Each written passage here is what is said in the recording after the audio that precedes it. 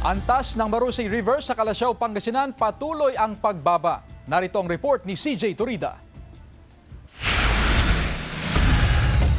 Tuloy-tuloy ang paghupa ng baha sa Calasiao, Pangasinan. Umabot sa 21 barangays ang naapektuhan ng baha sa mga nakaraang araw. Pero ngayon, nasa 11 barangays na lamang ang nakararanas ng baha, kabilang ang barangay Ambunao, Gabon, Longos, Lumbang, Malabago, Mancup, Nalsyan, Poblacion East, Poblacion West, Sungkoy at Talibao. Patuloy rin ang pagbaba ng antas ng Marusay River na nasa 5.6 feet above normal level. Although tuloy-tuloy naman na po ang pagbaba nito at yung iba naman po ay stagnant rainwater, kaya medyo may kabagalan yung pagbaba or paghupa ng tubig baha sa kanilang area. May mga nananatili pa sa evacuation centers pero ang ilan makakauwi na rin ngayong araw. Tulad ng mag-anak ni Fernando na mahigit 1 linggo sa evacuation center.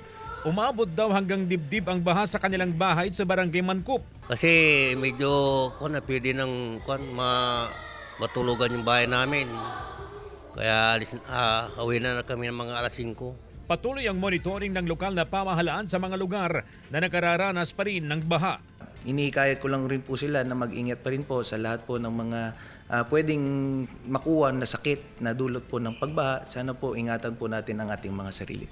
Kasama si Ron Tanyedo, CJ Torida, One North, Central Luzon.